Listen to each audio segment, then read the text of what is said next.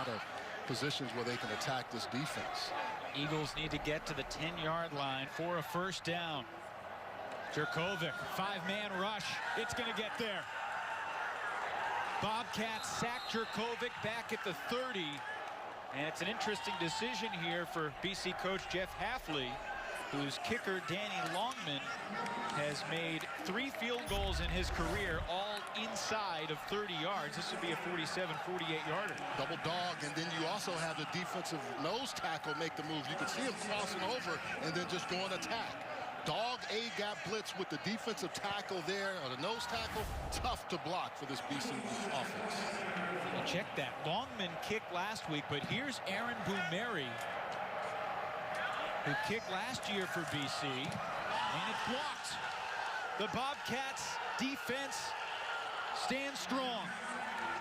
I think that was Zion. No, that was Morris. Morris again. This young man, Jaron Morris, makes plays all over the field. He is a walking stat sheet. Walking stat sheet, I say. Watch this. He's going to come off the edge, play for this Texas State special teams. I'm not sure how much you've noticed this, but special teams has been a little shaky in college football through the first few weeks of the season. Well, part of it goes to the teams that are playing. It's uneven. So I talk about a team like Texas State that has, this is week 4. When you're Boston College, this is your second game. McBride gives it. Calvin Hill, the redshirt freshman running back, who's been pretty darn explosive.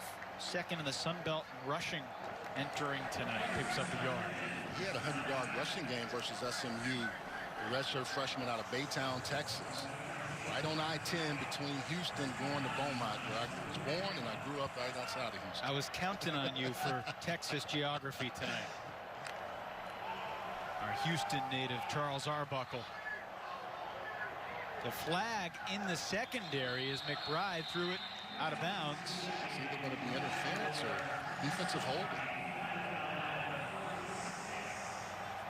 I think what you saw is those receivers there.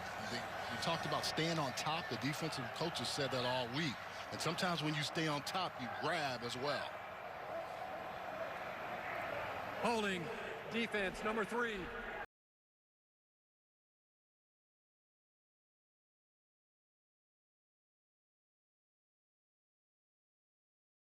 You're fearful of, and when we talk to every coach on the staff, especially defensive coordinator Tim Lakabu, he was saying that we got to stay over the top. We got to stay over the top. Here comes Haydell around the edge. He is incredibly explosive, and you get to see why. He takes it into BC territory out of bounds at the 30. Really like that play call by Jacob Pillar and Spavia. They work together in tandem, but that was one they had been setting up. And that's just going to be a real nice play. Everything moving one way to the left, and then you come back around with Haydell, who's got a lot more speed, I think, than even his coaches anticipated. Jeremiah Haydell has thrown a pass so far this year, but he hasn't run the ball yet. Until now. McBride launching deep. That ball just out of the reach of the intended target in the end zone. That was Marcel Barbie. It's one of those shot plays. We talk about at least three of those a quarter. Barbie out there kind of slowed down a little bit. If he runs through it, he may have had that. And he makes some highlight catching plays as well. Brandon Sebastian in the coverage. Got away with a little arm on the waist of Barbie, who, like Haydell, has made some great catches so far this year. That's a strong defensive play from the BC front.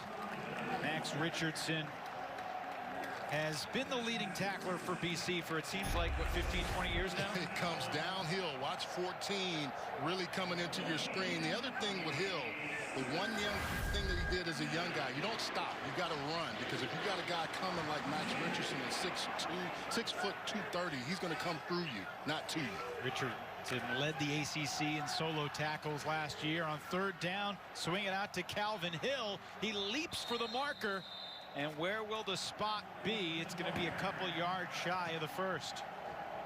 This is where this BC defense had played so well last week. They had 5 turnovers against Duke. Duke did moved the ball in the first half. But the big key was they were able to turn the ball over and get the ball. They were +5 last week, and when you get +5, that's huge. They only had 17 turnovers in 2019.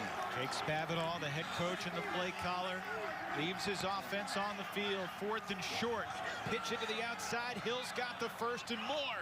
Down inside the 10 goes the freshman back. This is a beautiful play design because it sets you up. Both the quarterback and the running back are going to start this way and then cut that way, and that is what allows this offense to get out there, see both of them, and then boom, he gets it outside. That takes the defense over. Eye discipline is key. It wasn't on that play for BC. Good block downfield by the left tackle, Dalton Cooper. 1st and goal. McBride up the middle to the goal line. He reaches, and McBride is in the end zone for a Bobcat touchdown. We talked about McBride being a guy that was going to run around, Evan. He was very controlled and poised, but when he sees it right here, he pulls it down, takes it to the house. Max Richardson's blocked up. Everyone's blocked up there. He's able to get in for 6. Look at the blocking there by the offensive line. They like playing with McBride because when he runs, everything becomes electric, and the receivers do it as well. First rushing touchdown for Brady McBride this season, the transfer from Memphis, son of a high school coach. Early on the field is a touchdown. That play is under further review. They're going to take another look and see whether his knee may have been down before the ball crossed the plane. The reason he was starting at the beginning of the year was because his ability to get the ball in the end zone. Let's look here. Good block downfield, blocking there. Did that knee go down? Man, he looks like from that angle. Looks like it's a little short with Deion Jones making the stop, but Deion comes over the top and pulls him back. This goal line angle should be a little bit better if we aren't obstructed, which we are. Yeah, that's the problem too. Usually with these replays, as you know, inconclusive or indisputable video evidence, you can't really see there. They called it a touch. Knee goes down, but where's the ball? With a cross.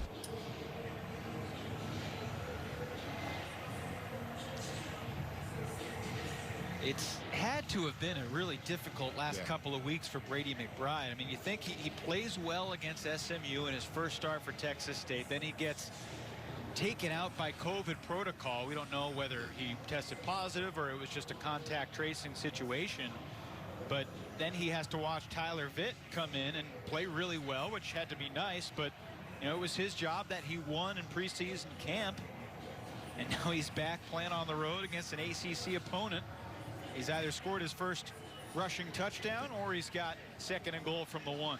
He might have been short because that offense looks like they're coming back to get ready to run another play. And defensively, Boston College looks like they're coming back as well. He might have been just a little short because that right leg went down right before he went down, or the left leg, I think, was down before he was able to cross the plane. But the thing I like about this is the play calls that Jake Spavital has dialed up in the second drive. Here's Heiser. After further review, the runner's right knee was down prior to the ball breaking the goal line. The ball be placed at the 1-yard line. It will be 2nd and goal. The clock will start on my signal. So the only positive thing about not having fans is getting to hear the sidelines a little bit more. Yeah, you can hear everything. You can hear it all. 2 wide receivers on the bottom of the screen. Unbalanced line. Jamil Jeter, transfer from Oklahoma State, just became active on Thursday. Tries to power into the end zone, and he's stopped shy of the goal line. Yeah, what they do is they take a guy over and move him, and then they reduce the tight end down, go unbalanced. They try to go behind that big offensive line, but not able to get it in. Jamil Jeter, again, just became eligible. That was his first carry of the season. Former top 100 player in the state of Texas for the class of 2018. Carried the ball 11 times at Oklahoma State. Now he's replaced by Hill in the backfield. And the pitch goes to Hill, and he's got the edge in the score. Really good play call there because the defensive front was able to get in. There was penetration, and then Hill just sees outside. He didn't hesitate on that one, went in for 6. So this defensive front is going to beat you inside. Right there, you can see it, but it doesn't matter. Hill's getting outside, good blocking there. Everybody locked up, an easy walk. In for 6. McBride seems really comfortable with these shovel pass pitches. He is. He's a guy that's a dual threat. And you can see he's run the option before because his ball handling skills have been really nice tonight. Seth Keller splits the uprights for the extra point, and the Texas State drive from Texas State culminated with Calvin Hill's 1-yard plunge off the pitch from McBride. You gotta make him earn it. Let's That go. early penalty also, Evan, the defensive holding seemed to set up the momentum for Texas State.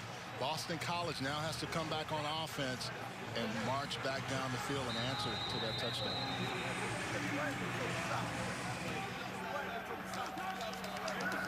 Texas State junior kicker Jacob Bates will handle the kickoff honors. Levy standing at his own goal line.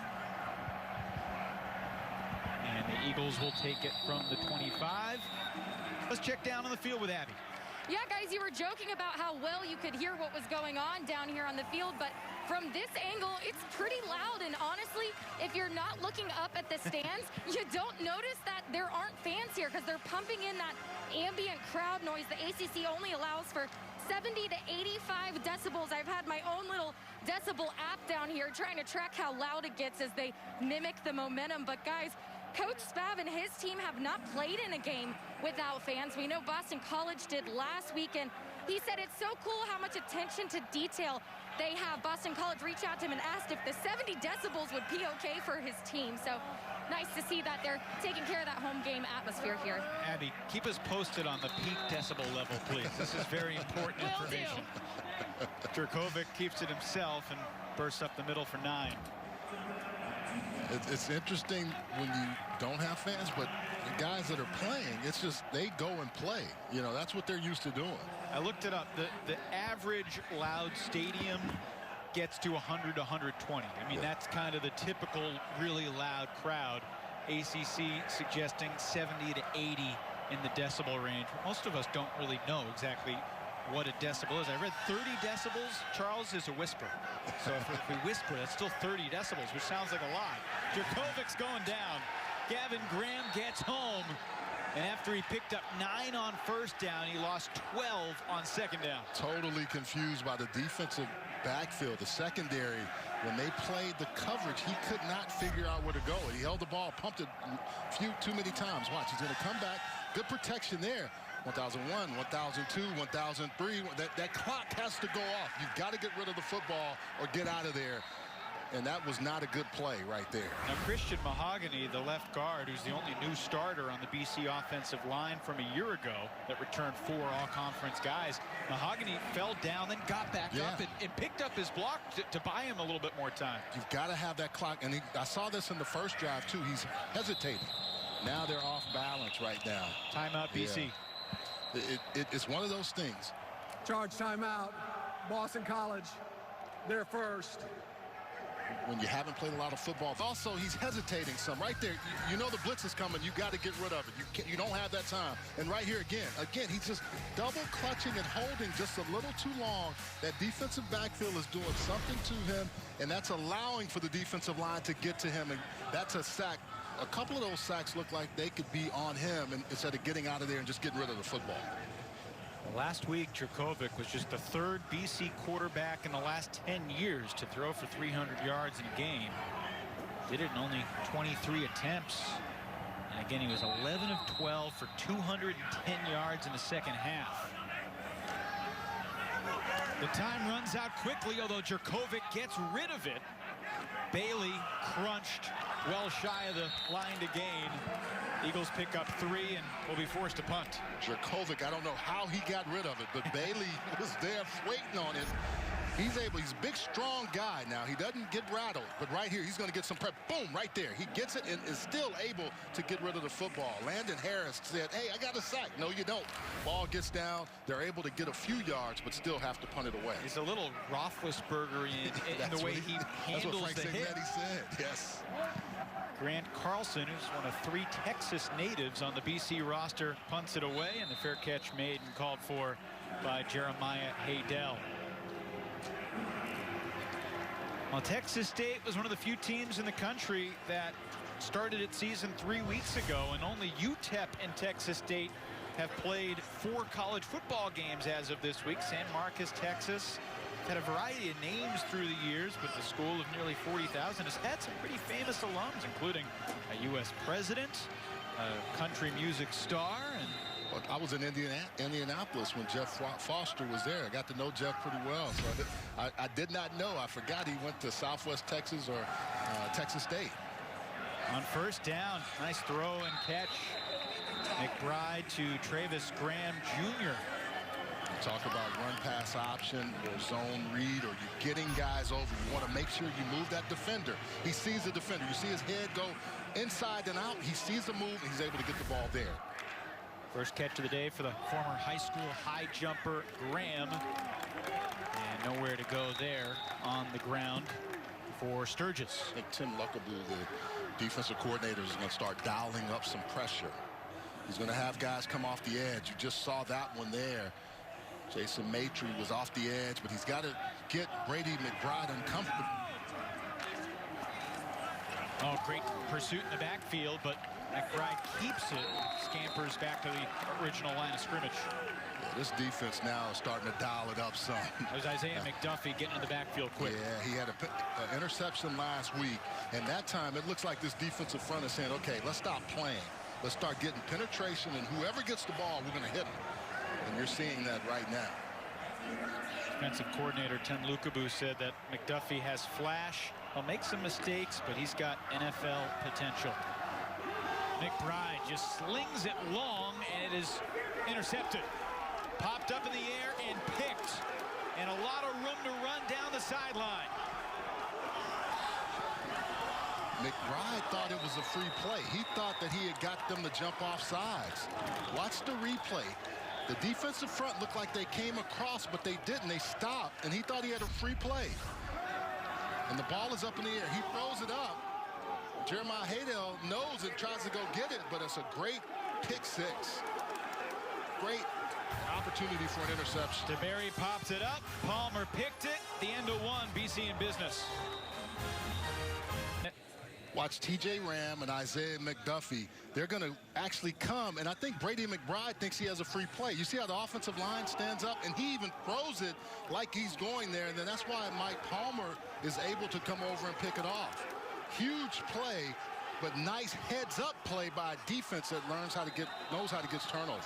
DeBerry deflected it, and then Palmer intercepted it, returned it 70 yards all the way to the 6-yard line. Here's David Bailey looking for the end zone, and he'll get swarmed at the 5. Nice tackle there by Jaron Morris and the rest of the Bobcats. Let's go down to Abby on the sidelines. Well, you guys talk about those turnovers that this BC defense forced against Duke last week, and Max Richardson, a leader on that defense, said it's been a huge emphasis having control of the ball for our defense, and if we don't, well, it's attacking the ball. At practice, we have winners and losers when it comes to rip attempts and strip attempts, and guys, they give some people funny nicknames for those that put up great numbers. They call defensive end Marcus Valdez Michael Jordan because he's a beast. Jurkovec to the end zone. Incomplete. Yeah, run a crossing route. You're trying to get Hunter Long and Zay Flowers, your two big receivers, out in the open. It's almost like max protect, only a two-receiver situation. Zay Flowers there, he gets across. He had, look at Jaron Morris is holding the whole time. Yeah, referees missed that one. Yeah, they missed it, but there was only a two-man route. And Zay Flowers is like, hey. But you see now that he was able to get the ball right, tried to go right away to Zay Flowers, and Jaron Morris got away with one there. 3rd and goal from the 5. Jeff Hafley harped all week long about needing to get touchdowns instead of settling for field goals. BC's already had 1 field goal blocked. Pressure coming. Jurkovec to the end zone. There's a flag down as Flowers can't hang on. But I believe Jaron Morris will be guilty of interference. Yeah, they go talk to each other a little bit. Defensive back. Pass interference. Defense. Number 0. Foul took place in the end zone. The ball be placed at the 2-yard line. First and goal. I think Zay Flowers probably said, hey, they should have got you the last time, but I know they're going to get you this time. See, Jaron Morris never turns around, and he keeps his eyes away from the quarterback. Now, they will run some coverage, and he had a 100-yard interception a few weeks ago or last week where he turns out and they will look at the quarterback. Sometimes they'll run that. Old David Gibbs, defensive coordinator holdover, would show them how to do that technique. And Morris 100-yard pick six, basically finished off the Warhawks last week in Louisiana. This is Levy to the 1. This defense is playing some really good football. Jordan Mask is one of those guys that has to step up and play, and you can see one of the best athletes on the team. This defense didn't look good the first week. They've gotten better every week. This has been a good Texas State stand right now. Let's see if Boston College can physically just overwhelm it. One of the things we were wondering was how Texas State's smaller and worn down defensive line would handle the BC size up front, but so far so good. Jurkovec tries to take it himself, and he dives into the end zone for the BC touchdown. Sometimes you just got to do it the dirty way, and you got a big guy at 6'6" and Jurkovec, and that offensive line just leans on him. Watch those red jerseys just push the white. The maroon jerseys just say, look, we're going to get in here, and we got to get this touchdown, and we got to get it now. Jurkovec 6'5", 226. I gave him one edge. He was 6'6" on that one. Good play, though. You can see that interior offensive line, Evan, really leaning on that defensive front, getting in for 6. So while Longman did the kicking last week, Bumeri came out for the long field goal earlier. It was blocked. He's back to try the extra point. He's had an ongoing competition at kicker. Build on Abby's point, everything with BC under Jeff Hafley has been a competition. And we got a good one going on here tonight in Chestnut Hill. Texas State strikes first. BC responds. 7-all from the Heights.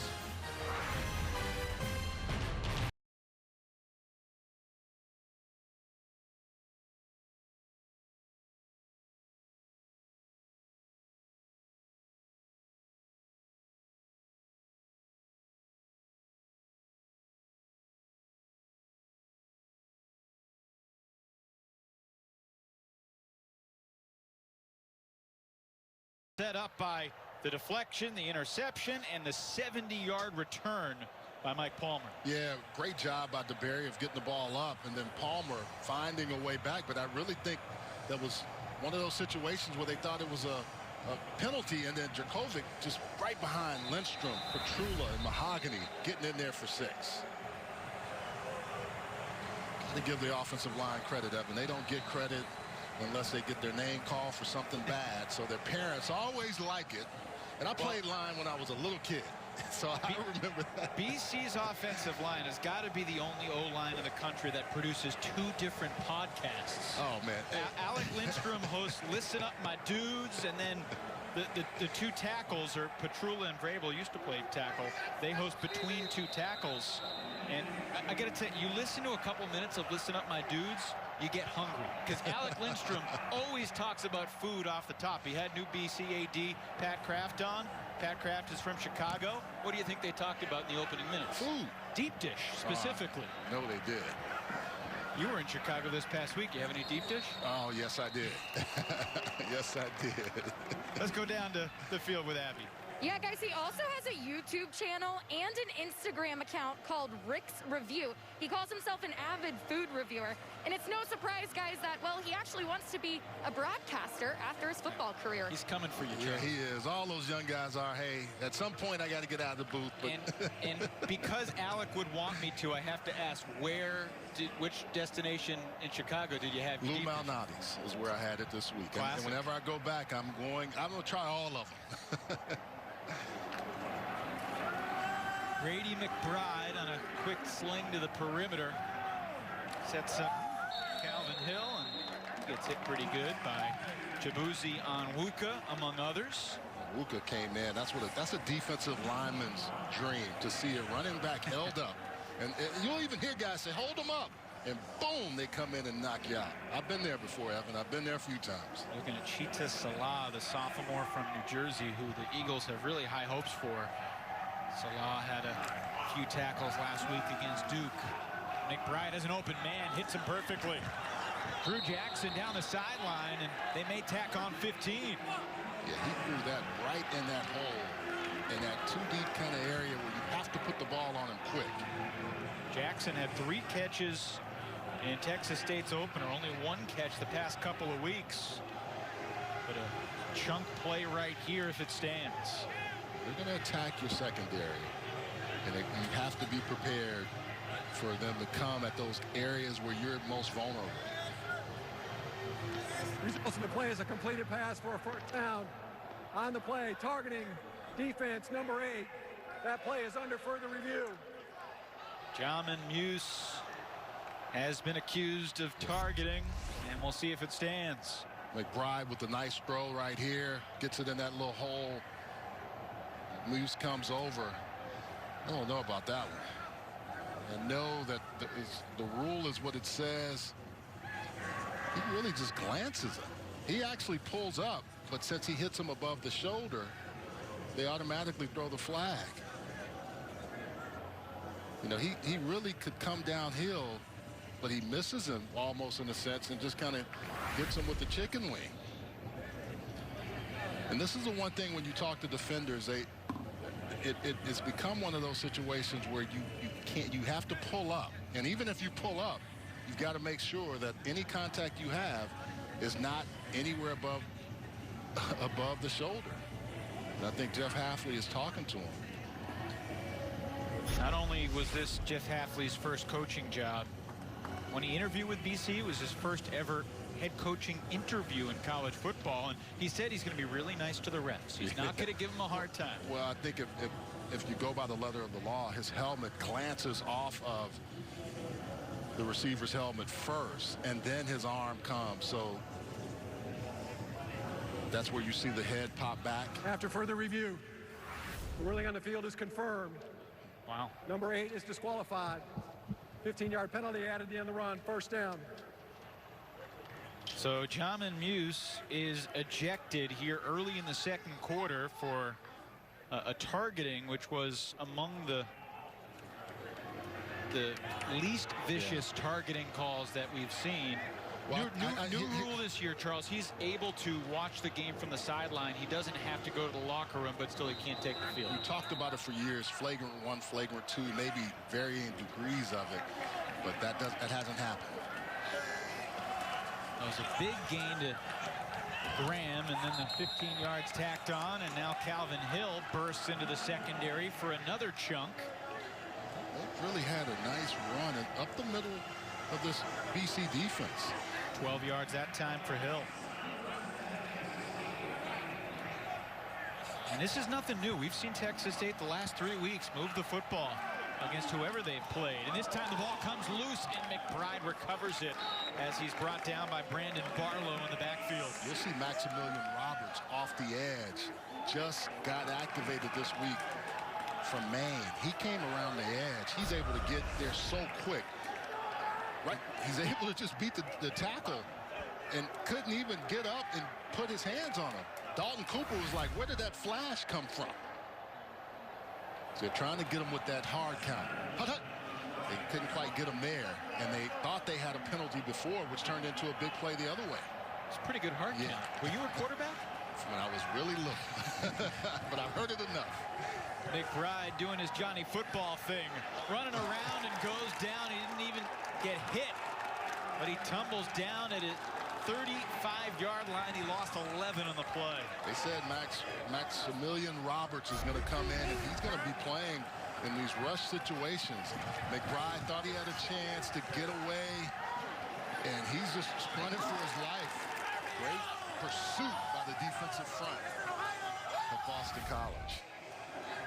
So 2 negative plays have certainly taken the Bobcats out of field goal range. They need to get to the BC 13 for a first down on 3rd and 22.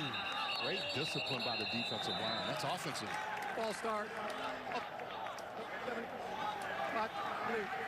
3rd down. That's 74 Russell Baker. Hate to do it to you, old lineman, but he jumps, and you know the snap count. It's either, I think it's Russell Baker or Hatemeyer.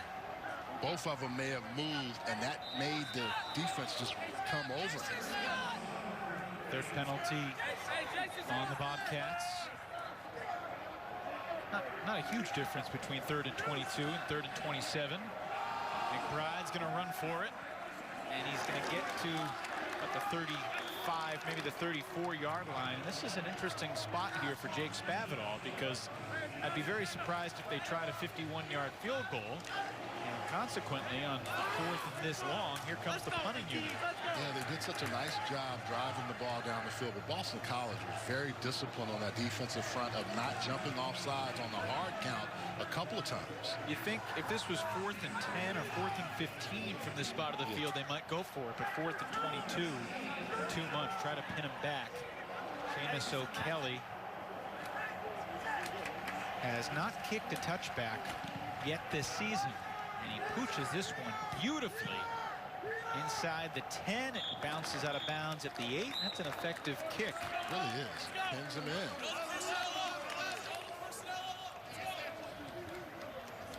Sophomore O'Kelly pins BC inside the 10. Brady McBride is an improvising QB. Sometimes it goes well, and sometimes he falls flat in his face.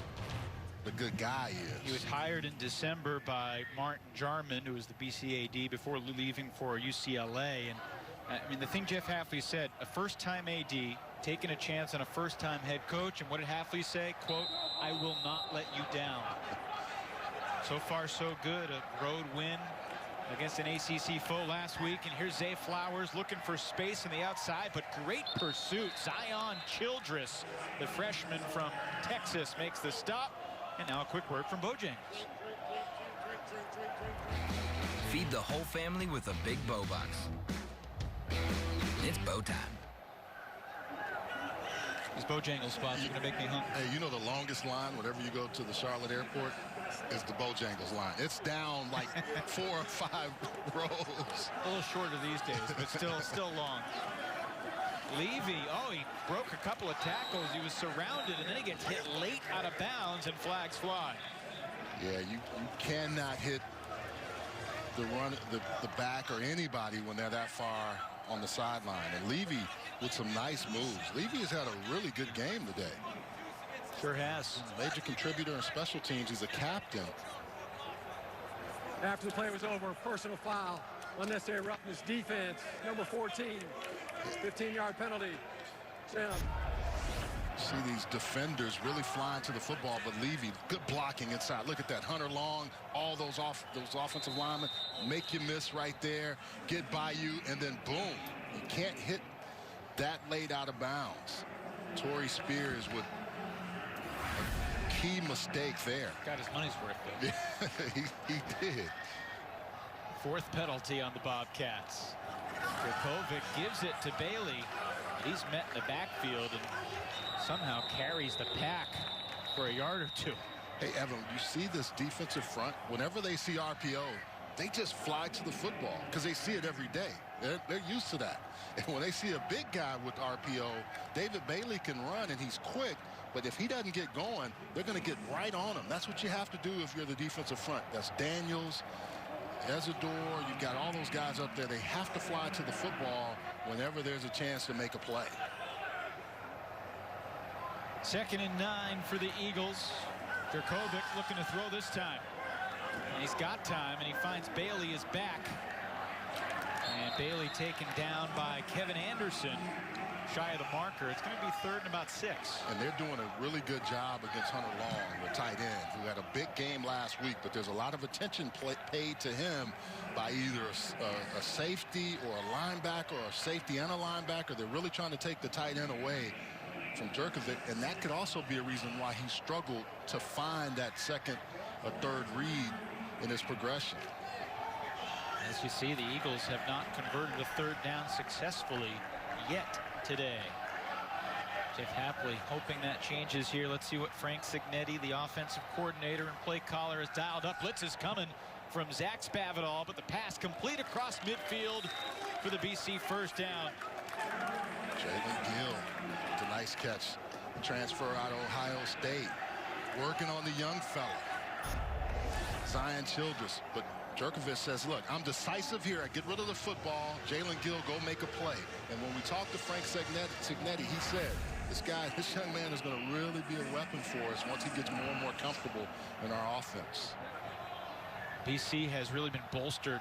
Gill now one of 6 grad transfers joining the Eagles in 2020. Jurkovec gallops his way to the 34-yard line. Another BC first down. You know what I like about that? Jurkovec was decisive. He knew what he was going to do.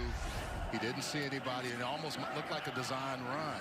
But he says, okay, look, there's nothing there. I'm going to take it and go with it and get blockers in front of me, which you're able to do. You can see his receivers, his tight end, C.J. Lewis with the block down the field. Eagles receivers did a really nice job blocking downfield against Duke last Saturday. Wallace Wade, Levy. Flag is down, and Levy swarmed shy of the line of scrimmage. This play was almost discombobulated from the very beginning. And he almost broke it. Yeah. Holding offense, number 80, 10-yard penalty, first down. End of the line, Hunter Long. Correction. Yeah. Decline the penalty. See, right there on the edge, right there, he's got his hands all wrapped up. He's able to get outside, but he couldn't just let him go. The defender moved around and lost his target. I've been there. How's that feel? It doesn't feel good. See, we usually, tight ends, we never hold, right? So right. When we do, it's like we can't believe it. Referees always kind of go after the tight ends. If you know how to work with them, they're pretty good to you. Second down. Another short pass and no gain on the play. Levy drilled by Taylor. Christian Taylor, the Texas Tech transfer, was right there. I've been really impressed with this defense because they have been gashed over the last few weeks. But this is a screen they're trying to set up. You can see Levy going down low. But look, they sniff it out. And great play by Christian Taylor, the transfer, like you said. He just recognizes it. And it was a slow developing screen that you really didn't have enough people out in front. So he was able to go make that play. So it's third down. Eagles need to get to the Bobcats 24 to move the chains. Down the seam looking for Long. Great defense. Broken up by a trio of Bobcats, including Zion Childress. You had cover 2, but you throw that too late. That's what happens with the tight end. You had the linebacker running with him. I hope he's okay, but then he took a shot. Hunter Long, the 4th-year junior tight end. 3rd team All ACC a season ago. Shaken up in the goal line. Hunter Long is there, and he's going to come, and he's got a nickel back underneath. He got 2 deep safeties there, and they know. They've been told all week, watch 80. 80 is who we have to hit. And listen to him. That hurt just watching. Yeah, but that's the attention that teams are going to now start paying to Hunter Long. Good news, he did walk off the field, as you see. Shaken up a bit, though, and BC got it down to right around the 35-yard line, but pushed back a little bit. Now forced to punt. So Carlson back out there. Flag is out. And the punt bounces and is going to be down at the 14-yard line. And we'll check the marker. Just counted 11 Bobcats, so I don't think it was too many players. It's almost like he's saying there was 12 men on the field. Jeff Heiser will sort this situation out. And the official ran over there and said, hey, you stop. I'm going to show you it's 12 of you here. There is no foul on the play for 12 players out. I thought there was 11. I thought it was too because I did a quick count. No foul on the play. It'll be Bobcats ball at the 14 when we return. Saturday Night College Football packing a punch in Chestnut Hill. Tonight as well. That was Jamil Jeter, the transfer from Oklahoma State, making his Texas State debut tonight, taking it out near first down yardage. He picked up 8. It'll be 2nd and 2. We haven't seen much of Sturgis, but you're seeing Jeter and Hill getting a lot more action tonight. McBride keeps it himself this time. And that's something that the other Brady never did in New England. Trying to hurdle a defender at his own 25-yard line. Josh DeBerry gets credit for the stop. McBride climbed him. Brady McBride going over the top. But Isaiah McDuffie coming with a hard hit at the very end. Yeah, you pay the price for throwing your body around like that. He'll feel that one tomorrow. And the day after that, too, probably. Did pick up the first down, though. Out to the 25-yard line. Pressure coming, and down goes McBride. Sheeta Salah slings the Texas State QB to the turf. Salah does a great job coming off the edge. He doesn't pay attention to all the other madness. He just wants to get right there and make a play. Watch him there. He says, okay, I see people coming at me, but I see the quarterback, and I'm going to get him. And then I'm going to show you how strong I am at the same time. It's a great play. They wanted to slip the running back outside. McBride had no time to get that ball to him. 2nd sack for Salah in his career. Sophomore. Up the middle. Neither team has done much on 3rd down. Teams 2 for 9 combined on 3rd down. Don't forget, coming up at the half, your local halftime presented by your local Toyota dealer. Get a report from the Carrier Dome. What a wacky day that was for our friends Tom Wormy and James Bates. Lindsey Rowley, they had a delay at the start. They'll update us on what happened. And McBride got the defensive tackle to jump, so he'll take the deep shot. The deep spiral is incomplete. I think that's going to be Luke Beckett. And they finally were able to get offside. Defense, number 93. Penalty. 3rd down. It's Jeremiah Haydell shaking up on the sideline. That's something important to watch. Here's the end of the play. Jeremiah Haydell goes up. Palmer just comes down on his leg at the very end of the play. So they get 5 yards on the penalty, but they lose Haydell, their top playmaker on the perimeter. This is a deep receiving core, though. Shareed in motion. McBride buys some time, completes it, and then absorbing the hit, Travis Graham Jr. takes it out to the 40 for the first down. Graham does a nice job of securing the catch, knowing he's going to take a big shot. He's able to take it and then just not worry about it at the very end. Actually, the defender hurts himself with the hit. Flat corner comes, knows you're there, coming across the edge. And he just lays. Deion Jones is able to come back as a safety and peel back in. Graham. Timeout. Coach, so he brought him to Chestnut Hill, and he delivered the hit, but he's the one that took the worst of it. Yeah, it just looks like he came in with a good shot on Graham. Graham able to keep his balance. Yeah, that's just a tough shot for Deion Jones. Well, a week ago down in North Carolina, BC escaped relatively healthy. Josh DeBerry had a couple of stitches, but he's obviously good to go. The nature of football, depth, especially during these COVID times with contact tracing. We should talk about the job that BC has done.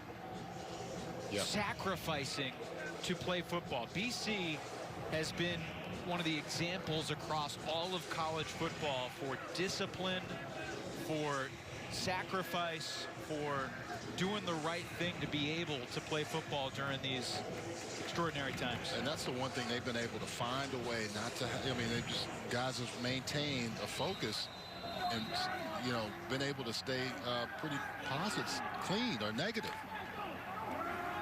Back to football, 1st and 10. McBride hits Jeter. His first catch as a Bobcat. Look, for a little more on what BC has done, let's check in with Abby. Yeah, I have a great story from Coach Hafley, guys. He said, you know, he gets the guys to buy in for each other, put others before themselves. He actually had one of the seniors, Max Richardson, stand up at one point, and Coach Hafley said, look at Max. It's his senior season, last season here. If you put yourself in a risky situation, you risk putting Max's entire season in jeopardy. And because of that, as Jeter breaks through into the secondary, a good, strong run. And into BC territory down to the 36. As we tick toward 2 minutes remaining in this first half. Texas State is hanging in this ball game, and now you have an issue with an ejected player at safety with Jamin Mooses, and then also Deion Jones, who was injured. And Hughes and Jones, the two safeties. Cam Arnold, Mike Palmer. Behind them on the depth chart, McBride buying time, throws it, and it should have been picked off. DeBerry dropped it. Yeah, it hit him right in the best place and the worst place, if if you want to call it that. DeBerry really was trying to run too quickly. Brady McBride scrambling, keeping the play alive. Offensive line holding up. They know where he's going to move, and he hits DeBerry right in the hands, and he knew right away. Josh, you got to catch that one. Got to catch that one. And Brady's got to be breathing a sigh of relief. McBride again, quick throw, complete.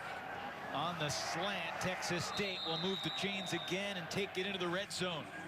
Nice read there on the pass option. He sees that overhang defender move. That spot's vacated. You throw right into that area. 17 yards on that completion. And he throws it again, Drew Jackson. Almost the same exact play, but with double slants, or what we call a glance if it's one. He just says, okay, if you're not going to put an overhang safety or somebody out there in that area, I'm going to throw to it, and we're going to get a first down again. Drew Jackson ran out of his cleat at that play. So he runs to the sideline, but it's 1st and goal from the 6. 9-play, 67-yard drive here. It started back at the Bobcat 14-yard line. Beg your pardon, 10 plays, 80 yards on the drive, and that's a touchdown. Texas State. Marcel Barbee did it again for the Bobcats. He only had one arm to go up and pass get interference. Defense number 20. That penalty's declined. Results of the play. Touchdown. Yet another highlight reel catch for the Texas State receiving crew. This defensive staff was worried about this. Elijah Jones is right there with him. God, if you get him there, if I'm even, I'm leaving. And then he holds him there, only has one arm to go up and get it. Great job by McBride of putting it up so he can apex it. Elijah Jones knows he's beat for 6. Wow. It's an 86-yard drive over 4+ minutes. Seth Keller to tack on the point after. 14-7, Texas State. Sun Belt Conference has been a nemesis to everybody else this season. And you can see Jake Spavital said, we've got a chance now. We're starting to play better football. We've got to be aggressive and compete. And they're competing tonight. There's one thing, Evan, that when you watch film and you watch this team over the first few weeks, you know, they were uneven. A lot of guys that transferred into this program, 54 or more guys that have moved into this program. We're calling different people that are playing as of this week. But what I think has been good for Jake and his crew is that they've learned how to have some success. And I think that's what he was saying. They hadn't had that in a while. Well, you mentioned the Sun Belt success so far this year. A couple weeks ago, Louisiana over Iowa State. By the way, the Cyclones won at TCU today, 37-34. Arkansas State beat Kansas State. K-State beat number 3 Oklahoma in Norman today. Yeah, it's, you know, it's just one of those things where you look at these teams and you gotta compete, and they're getting the opportunity to show who they are across the country and in different conferences. The Power 5 conferences, they're coming in saying, hey, we're going to compete. We're going to fight, claw, and scratch, do everything we can against you. Levy lets it soar into the end zone, and we'll see if BC tries to attack here. Now, this is the one thing I thought about coming into this game, and I think I talked to you about it. The overconfident nature of BC thinking. They got Carolina next week, a top 15 UNC team. Looking ahead a little bit, but also watching the same film that I did. And if you watch this Texas State team early in the year, this is a different ball club. And if they can keep in the game, that's all you want to do when you're on the road. You want to just battle. I always used to say this, and you bring your toothbrush, you bring a change of underwear and some deodorant, and you go on the road. It's a business trip. That's all you have to have when you're playing football. They'll supply everything else. And I think that's what Texas State has chose to do today. First ever meeting between BC and Texas State. Hunter Long back in the game, makes the catch at the 31. And obviously this is not a game that was originally on BC's schedule. Eagles originally had Ohio out of the Mid-American Conference, but when the MAC decided not to play, Jeff Hafley says they just called around. We tried to call everybody, and this was the one game that worked. Jurkovec, a little indecisive, gets rid of it, throws it up to the sideline, incomplete. He got hit pretty good. BC was able to get rid of it, but he's got it. That clock has to go off in his head. Sometimes if you're a bigger guy and you can move around and you can make plays like that, you hold on a little too long. We've seen Ben Roethlisberger do that, and that was a comparison that Frank Signetti said about Jurkovec. He's got to know the clock in his head and get rid of the football when he has an opportunity. Before last year, Jeff Hafley spent his previous 7 seasons in the NFL. He was a Giants fan growing up, so he felt a little bit like Bill Parcells in the 80s getting the Gatorade bath at the end of the game last week at Duke. Third down for Jurkovec. He completes it short, and that will be enough to move the chains. Jalen Gill is slowly getting involved in this offense because they've tried to take away Hunter Long and Zay Flowers, so you've got to get other guys. He and C.J. Lewis have to make plays. Under 30 seconds now. Eagles have 2 timeouts. Great arm for Jurkovec. He just launches it deep, and it is intercepted. Another play for Jaron Morris, who's been the Bobcats' defensive star of the half. That was not a good throw at all by Jurkovec.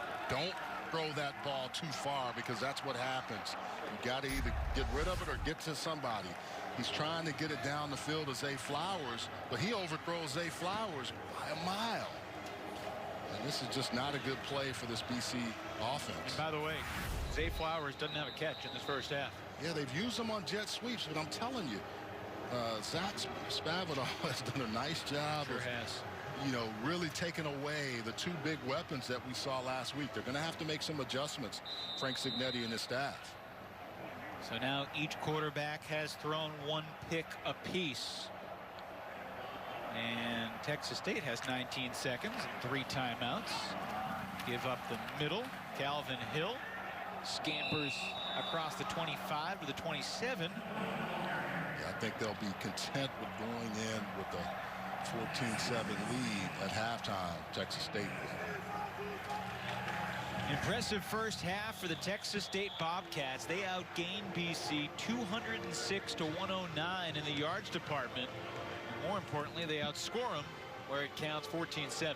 Yeah, there's some adjustments that have to be made by Boston College. They are the much bigger team, but maybe came in a little overconfident. Texas State, look, they've been on the road. This is their 4th game. I talked about it, the improvement from week 1 to week 2. Let's see if BC can make those adjustments at halftime, and let's see if Texas State will come out and keep fighting like they did in this first half. Bobcats obviously a much improved team with over 50 new players from a year ago. Hurries for 4 yards, does not have a catch. He's in motion, moving in tight to the formation. And Travis Levy takes the opening handoff of the half, and pretty nice defense there by Texas State covering that space. Again, that was number 11 Zion Childress, who's really been one of the surprises of the season for the Bobcats. When you run to the field, this is a team that's got a lot of speed, so they just run with you.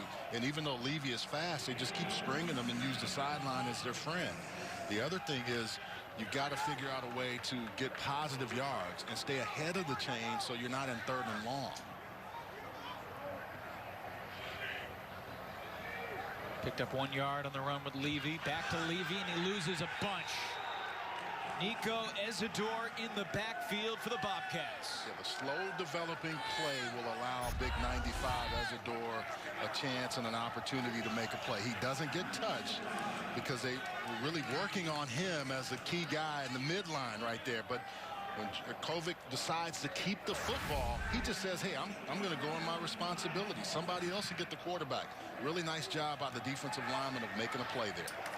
Another tackle for loss for Isidore, and that one was -6.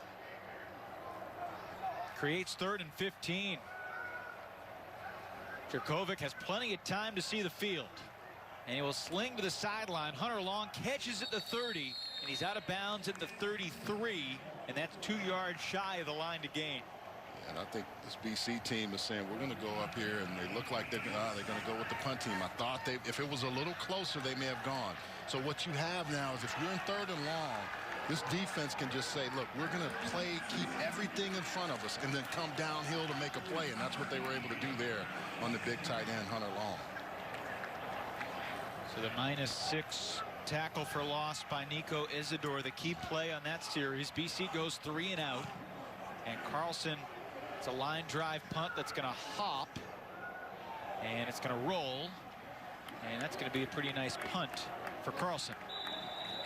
Comes to a stop at the 13. Sorry about that, Evan. You can't get the rhythm on offense, and we talked about first half, second half. When you come out, you want to have these scripted plays, but it's hard to have them if you're not getting first downs, if you're not moving with positive yards.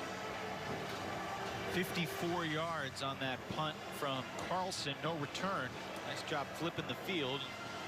Now the question becomes, can BC slow down McBride, who really had a dazzling first half, almost better than the numbers suggest. I mean, he ran for -2 yards officially, but he was elusive. Sacked 3 times by the BC defense. And there's a pretty good job to start the series. Cheetah Salah in the backfield. And I can see why Brady McBride is so good, because of his ball handling skills. Watch the fake, how he rides it. He makes everything look the same. Sturgis has nowhere to run there. Good job, interior defensive line, just making a play and swallowing him up. BC fans, by the way, have to be wondering what's the deal with David Bailey. He's only carried the ball 2 times tonight. McBride for Texas State to the outside. And well, it's good to see Jeremiah Haydell all right. He was shaken up late in the first half. He makes the catch. We were talking about Bailey, and I asked if even Abby was looking for him. He's fine. He just hasn't had a lot of touches tonight. But this Texas State team, look again. Look, your playbook opens up so much when it's 3rd and 2 as opposed to 3rd and 13, 3rd and 10. You stay ahead of the chains by winning on 1st and 2nd down. That's how you win ball games. Look out for the tight end, Blake Aragon, in the slot. Now he's in motion. Quick slant. It's Travis Graham Jr. And on 3rd and short, that'll be enough for the first down. They use him as almost as a decoy to move the defense over, and then you get those guys in the back end over. So he's able to see that. Brady McBride pulls it out quick because he knows pressure's coming. Whenever pressure comes, that's the vacated area you throw to. Tackle made by Elijah Jones, but a first down for Texas State. McBride scurries back to the line of scrimmage, into the arms of T.J. Ram. Good hustle by the big man. T.J. Ram running around trying to make a play. You got to win those first downs. I keep talking about it. 1st and 2nd down against this Bobcat team. You got to beat them there and force them in the 3rd and long. 2nd and 10 at the moment. Empty backfield for McBride. 5 wide receivers to choose. And he picks his own number and then steps up, throws it downfield. It's dislodged. Drew Jackson had it, but could not hang on. Jason Maitre, nice job of staying on his receiver and just running with him and not letting him get comfortable. Stayed right there step for step and then just fights the ball away. Great defensive play right there to put him in 3rd and long. Those are the battles that you are accustomed to when you're playing in fall camp. You got to win as a receiver. A DB does a nice job right there. Bobcats 3 of 7. Four-man rush. McBride escapes. Downfield, completes it. What a throw. Chandler Spates into BC territory. First down and more for the Bobcats. It was almost Houdini-like. It was. For McBride to get out. You saw him throwing on time, but that time he just feels pressure coming from the edge. Knows that his back can't get either one. Okay, I'm going to make one miss and then stay alive. If you're a receiver, your eyes get big because you know he has to throw the ball down the field to you. He had an open guy, but that was a tough throw. Yeah. There was a defender in the lane. McBride's not going to Houdini this one. He gets ripped down in the backfield there by McDuffie. McDuffie said enough of this now. Yes, he did. You know, I let you get away the last time. I'm not going to let you get away from me this time. McDuffie coming off the edge. The right side of your screen, 55, just says, hey, look, I've had enough of this. And Valdez, we heard Abby say, is like MJ, Michael Jordan, because of his turnover ability, was a little bit nicked up right there. BC's defense getting nicked up all over the place tonight, along with Jamin Muse going down with the targeting, getting ejected early in the second quarter, and that's the best run of the night for Brock Sturgis.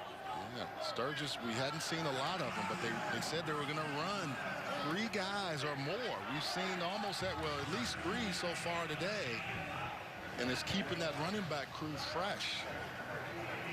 So Sturgis just took it 13 yards there. He's the 4th different ball carrier for Texas State to have a double-digit yards carry so far. He takes the direct snap. They put McBride, move him out to get this short pickup. See, those are the kind of things you can do when you're in 3rd and short. That's a little wrinkle to what you've seen all year. You're going to see McBride work outside, direct snap, so he doesn't have to hand the ball off that offensive line. Look at that. Look at those white jerseys pushing now. The color is moving back. If you're the defensive front, you've got to be moving to the other side. It's hard not to appreciate some of the things that Jake Spavital has done tonight. I mean, the son of a coach, his father Steve was a longtime high school coach in Oklahoma. He said he's kind of the black sheep of the family, coaching offense. Everyone else is a defensive guy, including his older brother Zach, who's the coordinator for these Bobcats. Evan, the other thing is when you talk to him, there was a calm and a quiet confidence that they seem to have. And you could see this team improving every week. And my concern when I see games like this is this team has played 4 weeks. This team has only played 1. So have you worked out all your kinks? And have you got everything out of you from that first to 4th week? Second down after Max Richardson made the stop on first, but that's a nice pass and a touchdown saving stop by Isaiah McDuffie. Calvin Hill was off to the races, 1st and goal anyway. And this defense is getting tired. They're walking around. This is a nice play design. Watch, almost like a little pop pass. You go inside, McBride bends down. McDuffie is the guy that has to cover Calvin Hill in that one-on-one coverage. He's able to get there and make a touchdown saving tackle. But that was a huge play by him. What a drive this has been for Texas State, including the Houdini-like play from McBride to Spates. This time Sturgis runs into a crowd, gets back to the line of scrimmage. Sturgis from Allen, Texas, transferred in from Arizona State.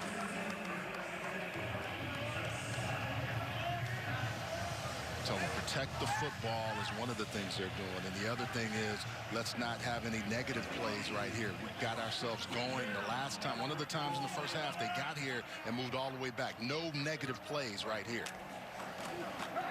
McBride, quick out on the perimeter and into the end zone. Texas State has another touchdown. And while you're at it, get the ball out to Marcel Barbie and let him go to work. This is... I'm not going to say I'm shocked, but I thought BC was going to really be able to do what I saw them do against Duke. This Texas State team is just coming out battling. And if you have Bayou ability, I can give you one move one way, and I'm going to come back in and score. Beat Sebastian, and then Palmer. They get the ball. They get the ball out to their guys in space, and that's what they say they want to do. And BC has to find a way to make those adjustments. Point situation here for Boston College. Yeah, critical that you come away with points and you have something positive happen for your offense, because the offense has struggled. You've left your defense out too long, and they're starting to wear down against this Texas State team that can really put points and pressure you on the offensive end. Curious to get Abby's thoughts on her vantage point from the sideline after this kickoff. Levy bursting up the middle out across the 25. Abby, how's it going down there? Well, guys, BC set up in good field position for Phil Jurkovec and his offense to get to work. And need I remind you guys that Jurkovec wasn't even cleared to play until August 4th. So he immediately had to embrace this leadership role as a starter. And I asked offensive coordinator Frank Signetti about how he's just grown through that process. And he says he's grown not just as a player, but as a person, how positive and encouraging he is on the sideline. And guys, I witnessed that down here. Jurkovec came off after the first possession and immediately started calling for his running backs. He gets in front of them, is talking to them, coaching them up, and as soon as he's done with them, he goes down to his wide receivers, and he's doing the same exact thing. Hunter Long makes the catch and takes it out to the 45. A good start to the drive. Good boot action. You get this team that's really fast, moving one way, you go the other. You get your big tight end involved. Those are the kind of things you have to do. And your quarterback gets comfortable. Look how they move one way, and then you see people coming back over, and your tight end just kind of settling there. Hunter Long, you can find him. Easy throw and catch to get this offense going. Interesting report, though, from Abby talking about Jurkovec's leadership on the sideline during this adversity. His first real adversity as the Boston College leader. I think Frank Signetti also knows his leadership ability, but then right here he's calling some plays where he can put his big guy out in the open space and use Hunter Long. That was almost just like, I'm going to secure the end and then let you come and run, and I'm going to pick up some blocks for you so we can pick up some positive yards. That's two big chunk plays that, comparatively speaking, for this BC team that we haven't seen for a while. 2nd and 3 after the 7-yard scamper. Now Jurkovec leaves the backfield, and we're going to get a direct snap. Levy going to keep it. Jurkovec's going to throw a block. And they kind of meet at the 38-yard line. 1st and 10 BC. I like this play right there. That was really nice. Illegal offense. 5 men in the backfield. 5-yard penalty. 2nd down. That's coming back, and we'll get a quick word from Works. Works Landroid Robotic Lawnmower. Available at mylandroid.com. The future of lawn care is here. So a pretty good play there, nullified by the 6th Boston College penalty of the night. That's the one thing you can't do. You pick up positive yards, you have a momentum going, and then a penalty. You can't hurt yourself like that. 2nd and 3 becomes 2nd and 8. Takes away the 1st down run. They're going to direct snap it to Levy again, and this time he's drilled in the backfield. Samuel Obiang. Huge play by Obiang because they wanted to run to the short side of the field, away from the field access. And look, he's just able to beat his player, Christian Mahogany, the first-year starter, and get in there with a nice play. This defensive line was much maligned. Only 5 players early in the year. Now they're starting to play with some attitude and intensity. Huge play. 2 negative plays in a row after you've had some positive movement. Obiang's one of the best nose tackles in all of college football, who hails from the capital of Canada, Ontario. Ottawa, Ontario, Obiang's hometown. 3rd and 13 for Jurkovec. He's got time. He's got a wide open man. It's the backup tight end, Spencer Witter. And that is what Boston College needed. Nice job by Jurkovec of just taking his time, patiently finding, because he had a lot of time. He had a lot of opportunity to really get the ball out there to Spencer Whittier is right there, and then all he does is just kind of creep out. Watch, they're going to have everything moving. He blocks, and then he gets there, wide open, everyone moving away from him. There were 2 deep posts. He's able to run down the field. Really nice job in play design. It's his first career reception. Goes for 22 yards on 3rd and 13. Here's David Bailey. Cruising back from Ridgely, Maryland. Delivers the hit. They really want to get him in a position where they can run the football effectively and out in space. And Brendan Looper, not a big guy. He came up hard. Nephew of Missouri offensive coordinator Curtis Looper. Looper was a long time great running back in high school in the Texas area and college as well at Oklahoma State. He's been a lot of places at Missouri now as offensive coordinator. 6th play of the drive. Jalen Gill again shows off his quickness. What I do like about this drive is that they're getting it to different people, different folks. I think Frank Cignetti's offenses are always designed to find a matchup issue, but now he's just finding guys that are open. And yet they haven't gotten it to the ACC wide receiver of the week, Zay Flowers, who went 5 for 162 and a score last Saturday. Zach Spavital is saying, look, I'm going to let everybody else beat us. I'm not letting number 4 beat us. Flowers in motion. Jurkovec roaming right. Under pressure, gets rid of it, throws into traffic, and it's broken up. Childress was there with the coverage, and the looper came in to smack it away. That was a situation where he's really trying to get to his big tight end down the field because he's a matchup problem at 6'5". He's taller than most of those defenders. He can box out. But really nice defense right there by Texas State of not letting him go up and high point the football. BC offense is really, you can see them even looking at them. They've got to find a way to get in the end zone here. If not, they've got to come away with 3 points. Jurkovec gives it to Bailey, and David Bailey rumbles down to at the 21. That was really good block at Evan by that left side of the line, along with the tight end Hunter Long, creating a big hole for Bailey. I think Bailey's starting to get his rhythm as well. That's good news for BC. Into the CPI security red zone, where the Eagles are 1 of 2 tonight. They missed a short field goal. That was blocked by Jaron Morris. Bailey on 3rd and short, gets close to the marker and will move the chains. What this also does for you is your defense, who's been on the field a lot this half, great point, giving them a chance to now regroup and make tackles, because they weren't sound on that last drive, and they needed a chance just to regroup. And now you have the Texas State defense on their heels, wondering what you're going to do next. We wonder that as well. Levy is the lone man in the backfield with Flowers in motion. Levy breaks 1 tackle, not another. Lost a few yards. Brought down by Mask. Yeah, this defense is too fast. You can't go outside. Press the hole. Just stay there. I think Levy thought he had enough to get outside. And that's a situation where you just say, press the hole right here. Look, he's going to go downhill. Just stay right there. Stay.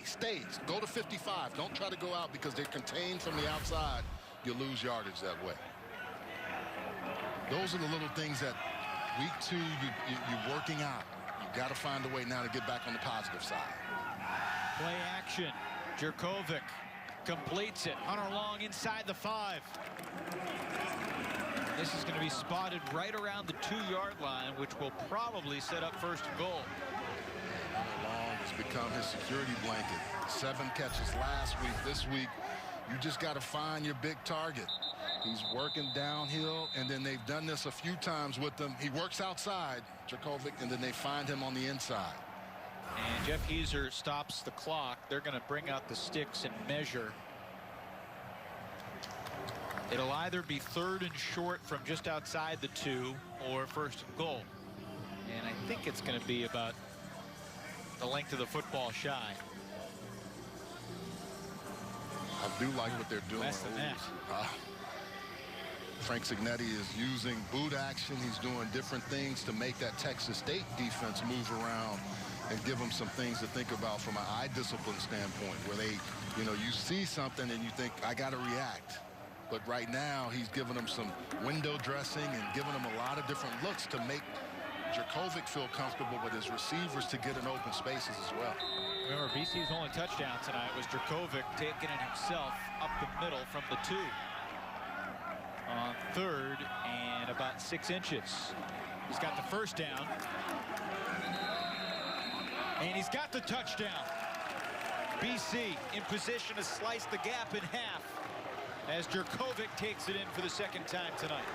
You said it before that drive. They had the answer, and they did a really nice job of doing that, even with some negativity to the drive as well.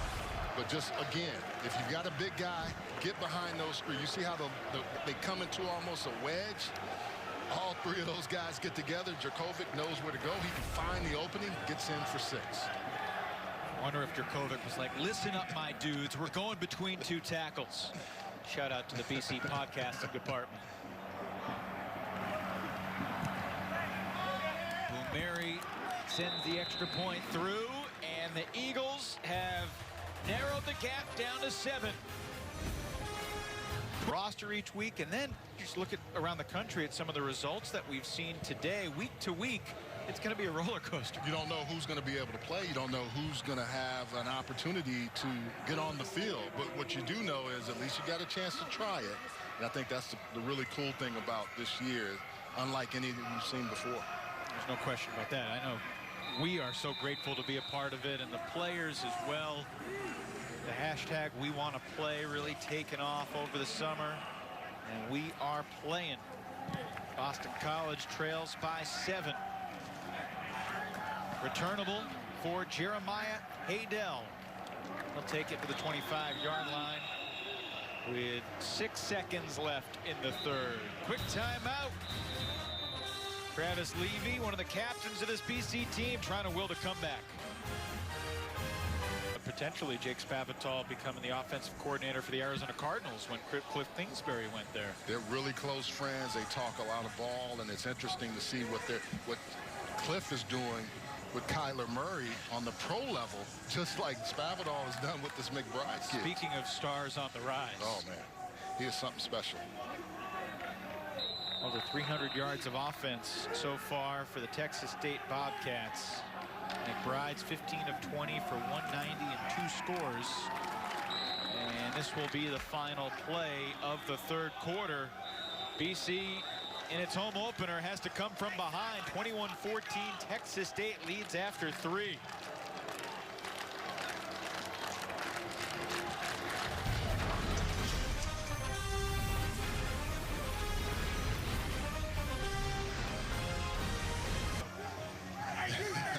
Field advantage really gets taken away from you, but then you got to just rely on your guys and make plays. So the 4th quarter begins with a 2nd and 11. McBride's got it, and he launches it deep. And there was contact, and there's the flag. I'm an offensive guy, and I don't like that call. I know it's the letter of the law, but Drew Jackson does a nice job of selling that. He just runs into the defender and throws his hands up. Pass interference, defense, number 3, 15, at first down. Jason Maitre tangling with Jackson all the way there. Yeah, I mean, he's locked up with him, but we've seen way worse, and he's running step for step. Now, the problem for Maitre is that he doesn't get his head around, but that's a sell job right there. That's what, you know, you're taught. Maitre tries to pull away just too late. You can't have that. 15-yard penalty and an automatic 1st down, and here comes Texas State again. Calvin Hill into BC territory. The Bobcats offense continues to get huge chunks. Yeah, very nice move in the hole right there. You're going to see him just get by Isaiah McDuffie. Has a shot out on him, but Calvin Hill sets that up really nicely and just goes right by McDuffie, who was in the hole for a pretty secure tackle, but overruns it. Those are the key things. Meanwhile, the right tackle, Tate Heitmeyer, is down, so we'll take the break, but Texas. To watch Isaiah McDuffie right there. In open space, you've got to get there and secure the tackle. This should be a short game. Block right side by Baxter, outside. Look at Calvin Hill setting it up. I'm going inside. Your shoulders are turned. What's going to happen next when you try? You're going to overrun me because I know I can make you miss. Great running backs, or even the average, above average running backs, will always say, I'm going to make the first guy miss. It's the 2nd and 3rd level I have to get to. Isaiah McDuffie in the hole loses that battle. I can repeat myself, but the scouting report on McDuffie from earlier is he's got flash, but he'll make mistakes despite his talent. 1st down from the BC 44-yard line. 128 yards churned up by the Bobcats running attack tonight. I played with Marshall Falk in Indianapolis, and he would always talk about making the first one miss. Go get somebody else for me. Hill did not make anyone miss there. No. That defense now, they had a chance to think about it. They said, okay, Marcus Valdez was like, no, we're not going to have that one. He's a captain of this team. And these are the kind of plays now you have to have. Get them going backwards instead of forward. Valdez with an unstoppable motor. Just keeps going. You can tell, even up here, he's juiced. He's ready to go at any moment. Lost a couple of yards. McBride. Nearly a great catch, but off the fingertips of Graham. And it's third down. I'll say this. If you're Boston College and you're their fans, you'll say, hey, I got a lot of respect for this team. Great job by Graham of the effort. But I'll say this Texas State team is giving them all they can handle, and that's actually pretty good coverage by Elijah Jones. He's right there, but a nice throw by the quarterback where only the receiver or the sideline is going to get that ball. Remember, BC's defense missing its 2 starting safeties. Muse ejected. Jones injured. McBride got crunched as the deep throw is caught with one hand by Marcel Barbie. Are you kidding me? Hafley is upset. Coach Hafley's upset because he said Marcel Barbie should be called for pass interference. Here's why. Look at that left arm. He uses the left arm to put Elijah Jones down. And see Coach Hafley running down the field there? That's a great catch. But as a receiver, I'm always going to do that. You watch these receivers learn how to do this. And that guy out of Pueblo, Colorado, the junior, you see that a lot.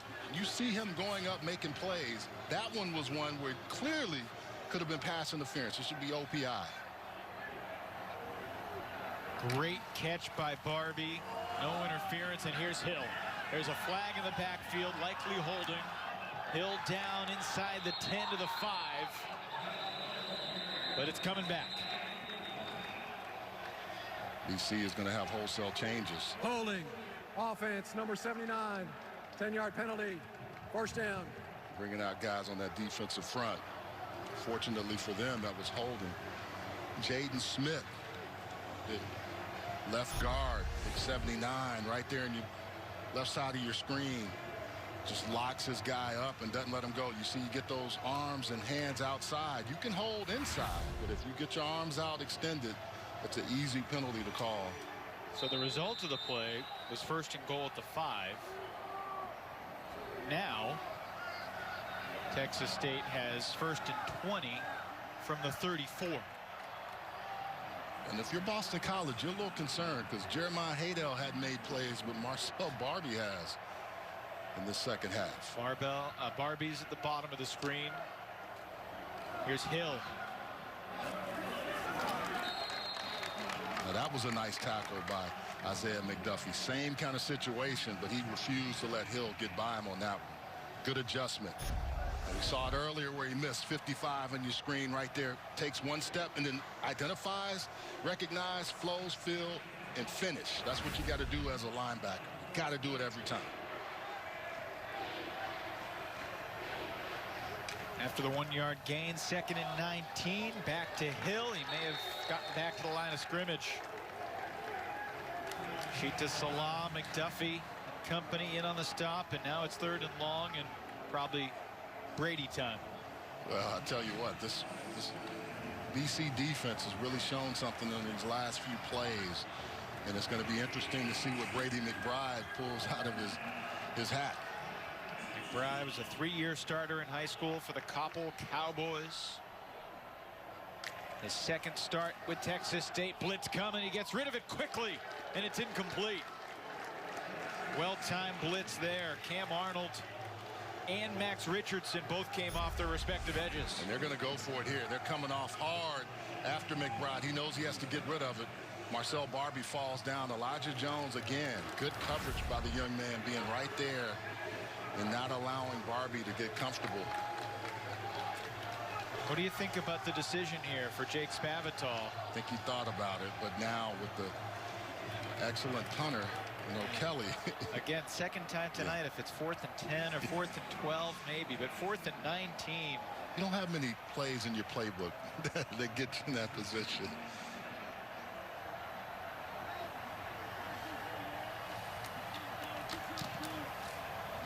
It's a short punt, but there wasn't all that much space to kick it to. And it bounces out of bounds at the 18. So it's going to be about a 15-yard punt. And it does pin BC inside the 20. Let's take another look at this grab by Marcel Barbie going to break. 11:44 remaining here in the fourth. Jake Spavital trying to pick up a marquee road win and get his Bobcats team back to 2-2. It's a family affair for the Texas State Bobcats. Abby Labar has more. Earlier, all the positive things that were said about Jake Spavital, and he picked up a new responsibility this year, calling the plays on offense. And so there's no better person to ask about how Jake Spavital has handled his role as a head coach of this program than his own brother, Zach Spavital, which you guys talked about is the defensive coordinator. And I said, Coach, how would you grade your brother on the way that he's taken over this program and handled his first head coaching job? And Zach said, well, it's exactly what this program needs. He's on the right track, putting it in a great direction with all of his optimism and positivity. The best part of the story, though, is when Jake offered Zach the defensive coordinating position, and initially Zach said no. He turned his brother down. He said, I got to think about it. Zach said he was just holding his cards close to his vest and that he always expected to end up with his brother. Hey, you know what happens. He said Mom had to get involved. You know, we had to lean on him a little bit. That was a great one. He said he wanted us to find out exactly why he held out for so long. We talked about Jake Spavital being a promising young coach. Zach is just a few years older, 38 years old, and he's got a great future as well. He's already been very successful. On second down, David Bailey with a bruising run out to the 30-yard line for the first down. If I close my eyes and I open them up, I'm thinking I'm looking at A.J. Dillon, who was here, and you can see this kind of running style. One cut, get downhill, run through people, not to them. That's a nice run. He runs right through Torrey Spears, and that offensive line is starting to open up some holes on the interior of this defensive line. A.J. Dillon, the program's all-time leading rusher, over 4,300 yards in just 3 years. Now with the Green Bay Packers. Jurkovec gives it off again.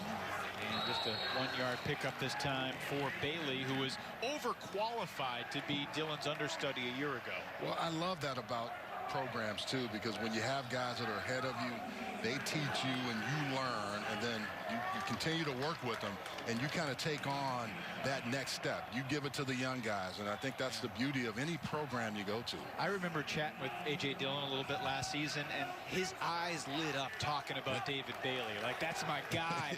That guy, he's going to be so good. And I think they worked out this offseason together quite a bit as well.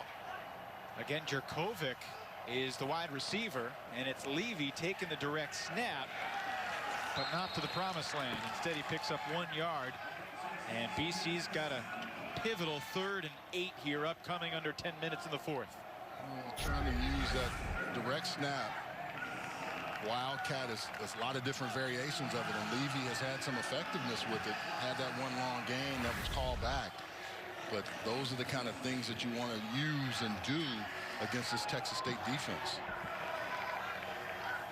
Again, we're in the fourth quarter, and Zay Flowers, the reigning ACC receiver of the week, still does not have a catch. He's at the top of your screen. Instead, they throw to the tight end, and it's caught, but it's a yard shy of the first down. And it was Levy lining up in the slot that made the catch. It was two guys in the same area, Hunter Long and Levy. 80 and 23 are right in the same spot. They've kind of run that trail route.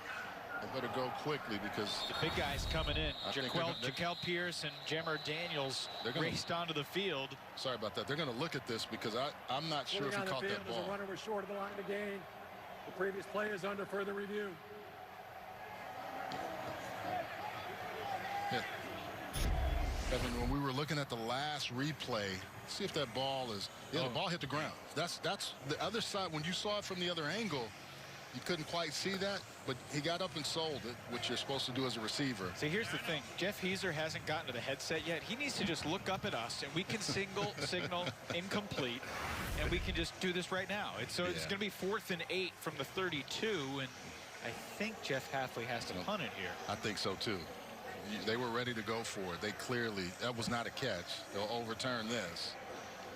And look again, 15 of 21, but only 128 yards. And like you said, Zay Flowers hasn't really been a key component of the passing game tonight. Have you noticed anything particular that Texas State has done defensively? They've kind of just, they've had some bracket on him, yeah, but they've always had somebody down on him and up over him. And right, they've used that with 5 defensive backs. Occasionally you'll see 6, but for the most part, they just really are paying attention to him. Just like that Hunter Long throw when he got smashed going into the end zone.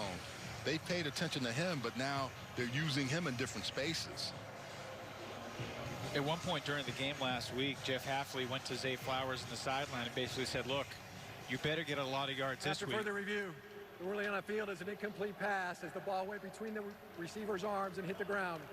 It will be 4th down and 8. Please reset the game clock to 9 minutes, 17 seconds. He told Zay Flowers, you better get a lot of yards this week, because next week, going forward, everyone's going to know who you are, so it's going to get much tougher, especially without Kobe White, who sadly had ACL surgery earlier this week. I would think that this next drive, they'll just go him some smoke routes, get it out to him quick, let him use his ability to make people miss. Flowers touched the ball twice, both on carries, on sweeps, 2 carries, 4 yards. Meanwhile, Carlson, towering spiral punt, bounces out of bounds near the 35-yard line. And that's where Texas... Or we're just going to give you a couple of different running backs to throw at you. And once again, Evans second and short. A lot better than second and long. BC in the sidelines has to be wondering who's going to make a play. Which one of our defensive guys is going to change the flow of this game? And it might just be Isaiah McDuffie, who speared his way into the backfield for the stop. Great play by the linebacker. He comes and finds an opening and goes downhill, makes the tackle. Again, 55 on your left there, coming in a little bit, getting off the block, making a play. They needed that by Isaiah McDuffie. They haven't been able to turn the ball over as much today, but they're having to make individual plays in this ball game. Forced 5 turnovers a week ago. Only 1 turnover so far today for the BC defense. 3rd down and 2. Sturgis up the middle, has the first down. Needed 2, got 3. And a new set of downs for the Bobcats. Really nice job of motioning and getting the defense to move over just to space. And Sturgis knows where to go, finds that hole and that opening. Again, this defense has been on the field a while, but they have to come away with the play here. To tick past the midway point in this 4th quarter, Texas State has never trailed tonight. And they're just playing their kind of ball. They got the lead, and they're running the football when they need to and throwing it, finding open guys. McBride, his 24th throw of the night, is his 17th completion. But it goes for a 5-yard loss. And Evan, there's no need to run fast. You know, we saw a lot of tempo earlier, but now they're just letting the clock get all the way down. But guys are making plays. You know, Max Richardson is the captain of this defense, but Isaiah McDuffie has really come on strong. Officially -4 on that completion. So this is smart by Texas State. You milk the clock for as much as you can because you want to put the pressure on the offense if you have to give the ball over to BC. Jurkovec hoping he gets a chance on the BC sideline. That's a nice throw. That's the first catch of the day for the tight end, Blake Aragon. And he is within 1 yard of a first down. I was pining for Aragon, and he finally showed up. Really nice job looking one way, coming back to him. He's a matchup problem in open space. Not a true tight end, but more of an H-back. Really good movement with the ball after he catches it as well. Wholesale substitution on the defensive line there for BC on a critical 3rd and 1 right here. And if they don't get it, it'd be a really interesting decision on 4th and 1 for Jake Spavital from the +45. Play clock down to 5. McBride gives it to Sturgis, and he's hit in the backfield and denied. He lost a yard, so it's now a 4th and 2 decision for Jake Spavital. Excellent defense by this ball club here, just coming off. really finding a way to get to the backfield, making a play. That's a defensive effort. Bunch of guys showing up, making a play. Seamus O'Kelly is going to kick it away. Travis Levy standing at his own 10-yard line. Fair catch signaled for and made at the 13. 5:09 to play. Base, and then this is a huge catch. Even though I think it's OPI, offensive pass interference, he still comes away with the catch. Looks it all the way in, grabs it with one hand. It's funny because we were excited to see Jeremiah Haydell. He's had a relatively quiet night. Did have the 29-yard run in the first half, and Zay Flowers on the other side. Maybe this is the moment for Zay. Let me also give a lot of credit to Cam Arnold, this backup safety. He's a freshman out of West Bloomfield, Michigan. He has been all over the field with the losses of Deion Jones and Jamin Muse. That's a great point. Duffy made some big plays in that last drive. The BC defense, after Texas State, remember, had 2nd and 2, and then stoned at the line, back-to-back plays, forced a punt. Jurkovec incomplete, looking for Flowers. Jaron Morris there in the coverage for the Bobcats. He had him. It was just a little bit off. Finally had a chance to get him into space. Jurkovec gets rid of the football. Flowers is running a sail route, sailing into that area, but he throws it behind him instead of just taking him to the sideline just a little bit more. Jurkovec appeared in 8 games at Notre Dame, never started, entered the transfer portal shortly after Ian Book announced that he would return for this season. His 2nd start as an Eagle, Jurkovec, and that was 2 Eagles in the same spot, distracting each other. That was Jalen Gill and C.J. Lewis, and it looked like one might have deflected it away from the other. Yeah, a lot of times you have rules when the quarterback begins to scramble. So the guy that's low goes high, and the other one slides over. Well, they slide into each other. There's nowhere on the sideline to move. You're always kind of taught. One guy will move away, the other guy may take off and run, and they both kind of got in that same area. Honestly, it looked like Lewis was going to make the catch. Yeah. Until Gill kind of came into his eyes. And Gill probably should have just slid over, and Lewis stays back there. You have a completion. BC has 3 timeouts, but it's 3rd and 10, and that is complete. No, it's intercepted. That ball was stolen away from C.J. Lewis by Roderick Hockley. Wow. And it's Texas State football. And now they're going to rule it incomplete. Whirling on the field is an incomplete pass. 4th down. Better believe we're taking a look. Oh, definitely. Well, Lewis again going to dig that ball out.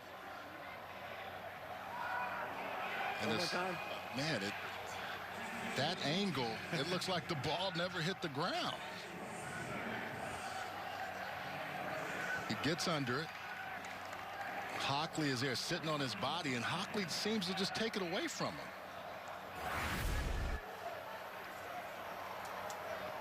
Ruled incomplete, and it's 4th down. Yeah, that was unbelievable if that had been an interception. Really good job by Hockley of playing through that. And Lewis had a chance, couldn't secure it. But fortunately for BC, ruled incomplete. Punt return team a little late getting out there. But now they are ready.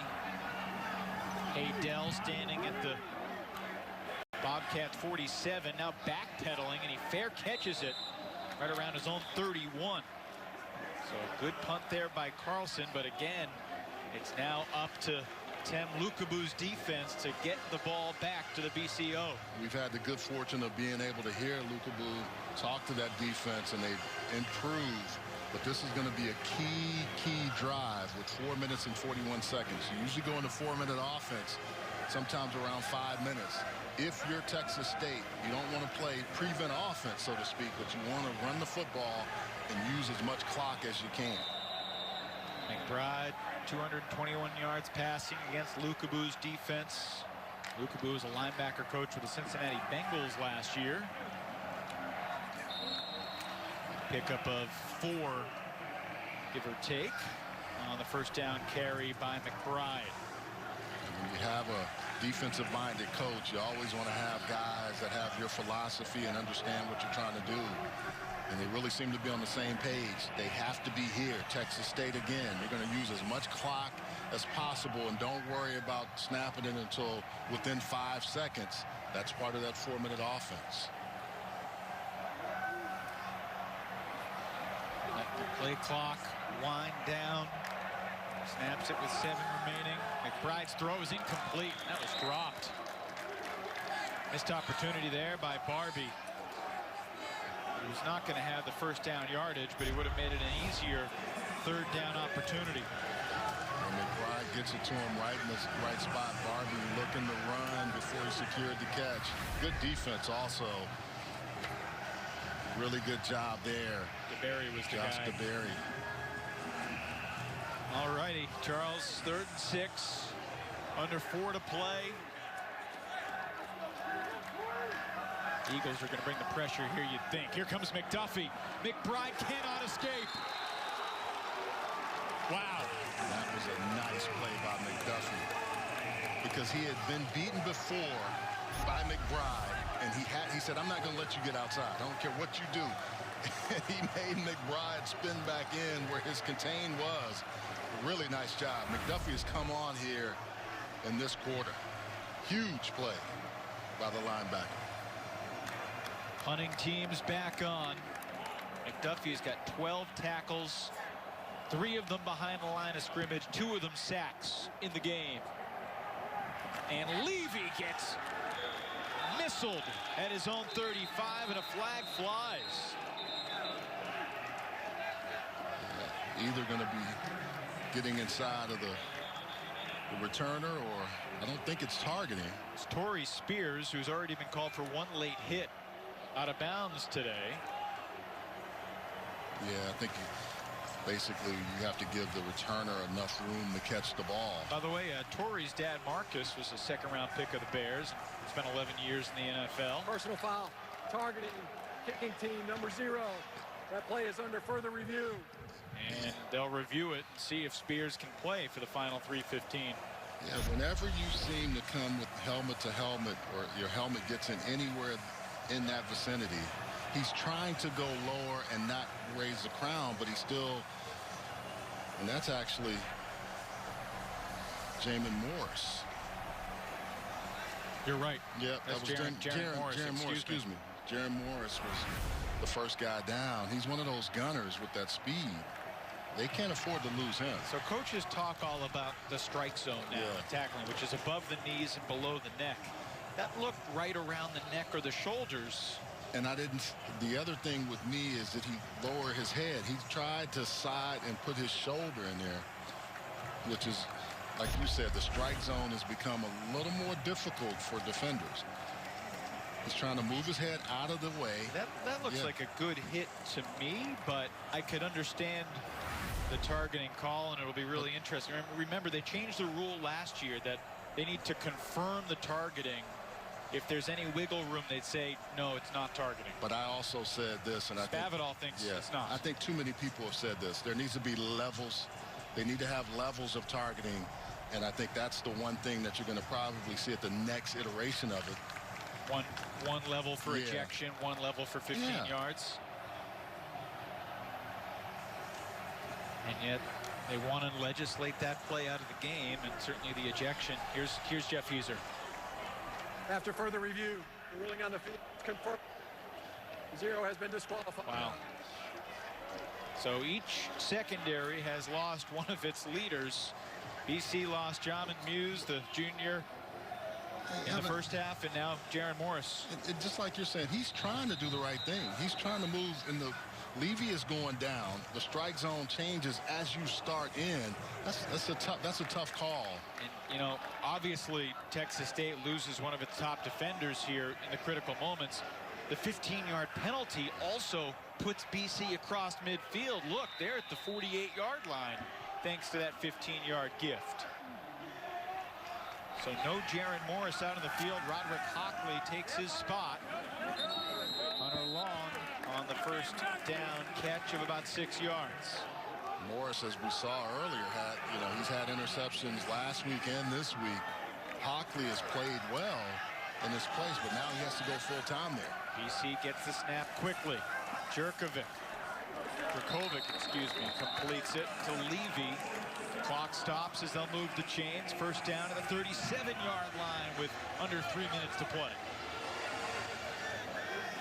Eagles in search of the game-tying touchdown.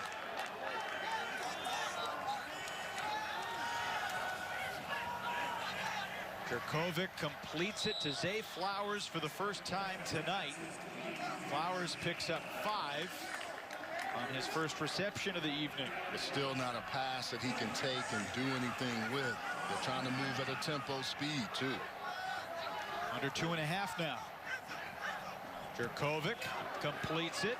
Gill tried to skitter past Roderick Hockley, who got a piece of the leg, and Corey Spears finishes him off, but another first down for BC. Gill got excited because Ohio State runs a lot of crossing routes. That's what he was doing last year at the Ohio State University.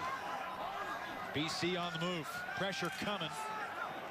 Jurkovec gets rid of it to Long, and these short passes have really been what Jurkovec has needed all night. Yeah, Jaron Morris with the targeting call gave them a lot of yardage, and you lose him, and now you're able to methodically march down the field.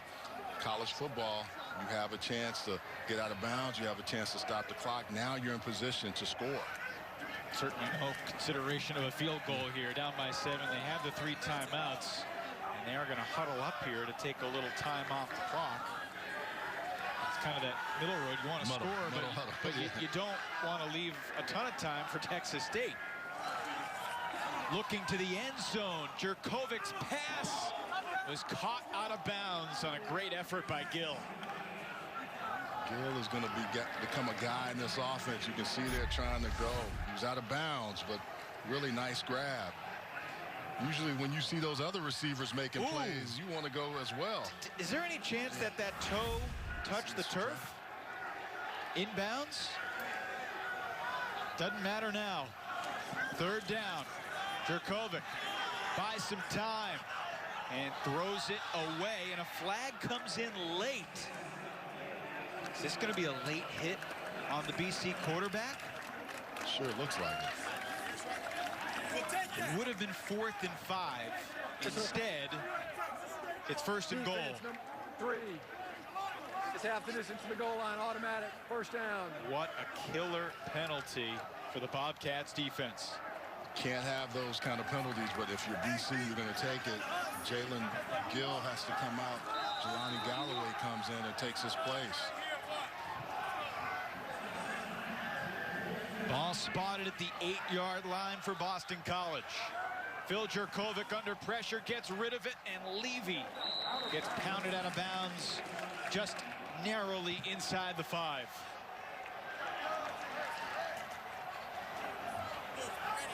Second and goal coming up. Here's the penalty. You're going to see Jurkovec running outside, gets rid of the football, and the defender just pushes him out. Huge penalty. Yeah. Not a major infraction by first sight, but the pass to the end zone is caught, and BC is a PAT away from tying this up late in the 4th. Hunter Long hauls in the BC score. Brendan Looper trying to guard a guy that's 6'5", who you know when you get in this area, Jurkovec is going to look for him. Really nice job by those two. Tight end right there, top of your screen, running a pump. And it goes outside, gives a fake, and then hit, move, and then gets inside. Nice job by Jurkovec and Long. Aaron Boone-Mary for the tie. Got it with 1:11 remaining. Has there ever been a guy named Brady to do anything late in a game in New England? I don't know. Been a couple of them. First, the touchdown. He knows where he's going. He has the middle of the field wide open. His tight end is going to work, just work this, call it a stick route. You work outside and stick pump, stick nod. You give that nod outside, and forces the defensive back to move over, and then when you do that, you're wide open in the middle of the field. Second touchdown of the season for Long, matches his touchdown total from all of last season. Yeah, he is in a position to really give some people some problems in the ACC. They have to fight tonight with the Sun Belt Conference School in Texas State, but I think I know the answer to the question, but with 1:11 to go, you wouldn't have thought about going for 2 there, would you? not there, no.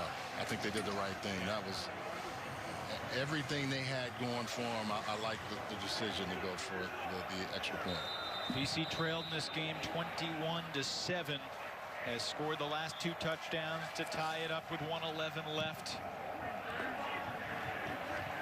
And Texas State will start the drive from the 25. Now the real key, Evan, is your defense ready to hold up against an offense that kind of went into slowdown mode to milk the clock. You know they got some receivers that can go get it. You've got to play good defense, and you're without a couple of your safeties.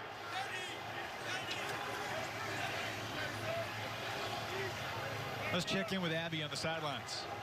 Yeah, guys, right before the Eagles scored that touchdown, Max Richardson was already getting his defense fired up on the sideline, walking up and down saying, it's going to come down to us. It's going to come down to us. And a gift from Jeremiah Haydell to start the drive as he just dropped one right in the middle of that number 3. Yeah, trying to run before you catch the football. Secure the catch and go, but McBride puts it right on him. Not able to secure the catch. Huge break for that Boston College defense. Only 3 seconds off the clock. 2nd and 10. McBride downfield, incomplete. Brandon Sebastian there in the coverage for BC. Yeah, this BC defense is playing at the right rhythm and level. And what I see now is Texas State out of rhythm because they've kind of gone into that slow down mode to try to milk the clock. Their offense is off kilter, 3rd and long. This BC defense, you put that ball in the air, they'll go get it. Texas State in danger of giving BC the ball back here if the Bobcats don't convert. Only 8 seconds on the 2 incompletions. And here's McBride again, throwing on 3rd down. It's caught, but it's shy of the 1st. And Jeff Hafley comes charging in to call timeout with 56 seconds left. Timeout, Boston College. Ball spotted at the 33, so it's 4th and 2 for Texas State. The drop becomes so much bigger for this Texas State team by Haydell. Because you pick up 5 yards there, you're now probably looking at a 1st down. Wow. Each team has 3 touchdowns tonight, Charles. It has been a back-and-forth ball game. It really has. I mean, Calvin Hill started the scoring for Texas State. And then Jurkovec, really nice, just getting behind his offensive line and making it happen. And then Marcel Barbie with the huge catch here in the end zone. That made it 14-7. That was the score at half. Early 3rd quarter became 21-7 on Barbie's 2nd score. But then the Jurkovec sneak and the pass to Long with 1:11 left tied it. Low punt. Levy hammered again. And a flag again. Goodness gracious. This time to Jordan Mask. Tried to demask Travis Levy. Yeah, now that's going to be targeting. And Mask will be out as well from the looks of that. And BC is going to have the ball near midfield. Personal foul. Targeting. Wow. Kicking team, number 13. That play is under further review. These types of plays, Charles, you want to make a big momentum jarring hit, but it's just too risky. Not only for the 15 yards, but for your life in the game. That and next week, you lose both. Right here, he comes up high.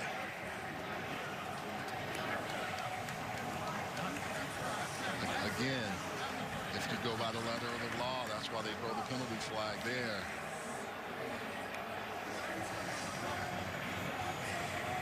Flags at the 32. 15-yard penalty would give BC the ball at the 47. Boumeri has a longer leg than Longman, who kicked last week. So that leaves BC 20 to 25 yards away from a potential game-winning field goal attempt with 47 seconds on the clock.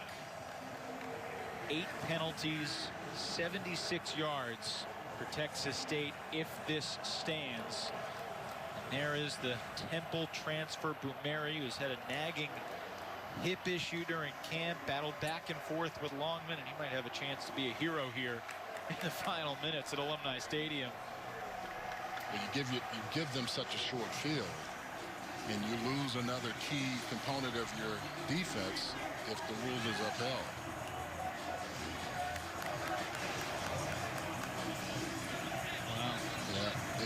There's a lot to process from this entire night. From Texas State playing so well and so sharp for 3.5 quarters, Charles. And now here they are on the verge of potentially losing a regulation because it drops in penalties. And Jake Spavital will After further review, there is no foul for targeting. Wow. Wish we could put a headset on Jeff and ask him a few follow-up questions. But so no targeting. Mask can keep playing. And BC will have the ball spotted, it looks like, at the 33-yard line. Well, that also takes away those yards that you thought you would get if you were BC. But Spavital said something at the halftime about the importance of not hurting yourself and making the plays when you had to. Can this defense do that now with this BC offense that has some momentum? Eagles now about 35, 40 yards away from a possible field goal. Jurkovec to Long. Spears brings him down after a gain of 14. Clock stops with the first down, but it restarts when they set the chains. 2 timeouts remaining for Boston College. Jurkovec lofts it short, middle of the field. Levy into Texas State territory, and Jeff Hafley uses timeout. Boston College. That leaves BC with just 1 timeout left. Yeah, and it's really critical now that you pick up some chunk yardage like they did on that first down. Now, kind of similar to last week, Jurkovec has settled in late in the game. He really has, and I think part of it is he and Frank Cignetti now getting comfortable with what to call, what plays are working for him, how to get the ball out of his hands, so he's not having to overthink it at times. Hunter Long, who caught 7 balls for 93 yards last week, has 8 catches for 77 yards so far tonight. 29 seconds left. A 2nd and 4 for BC from the Texas State 46.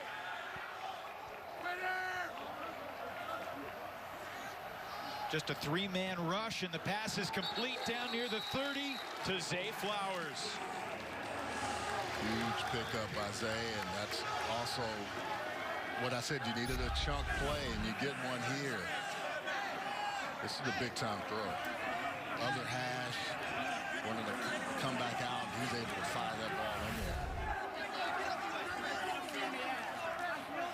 On first down, Jurkovec completes it across the middle, but if that's not a first down, the clock's going to run unless the timeout gets called with 16 seconds left. Hafley pointing the clock, wants another second or 2. 30 seconds. Coaches always think that you lost too much time. You didn't give it to me when I called it.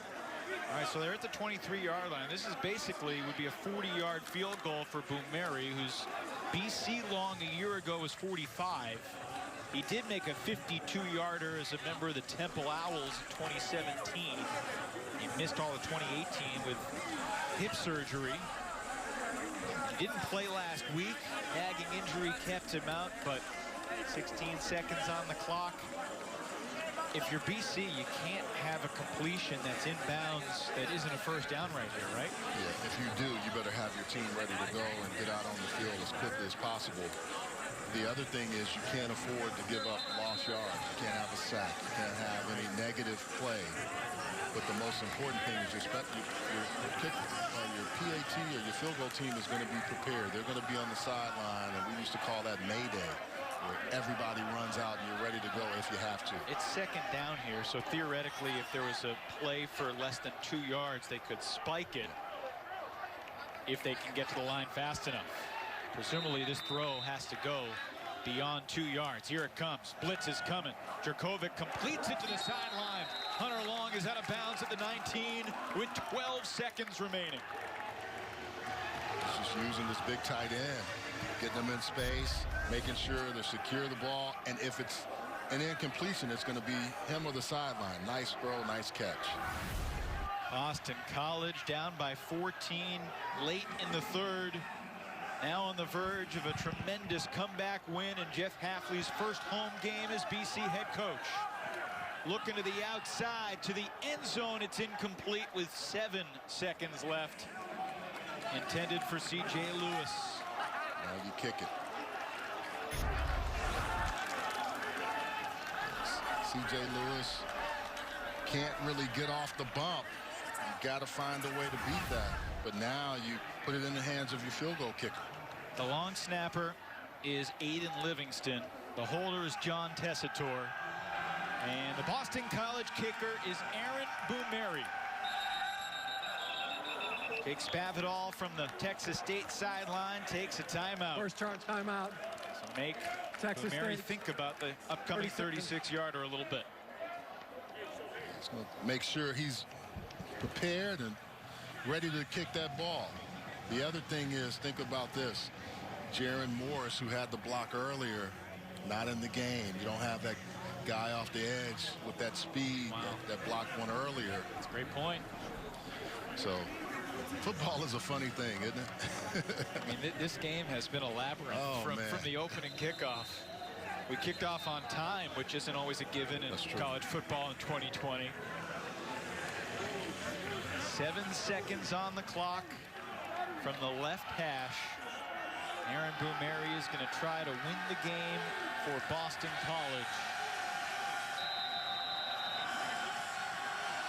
Again, Tessitore will hold. Jake Spavital is going to use another timeout. 30 seconds.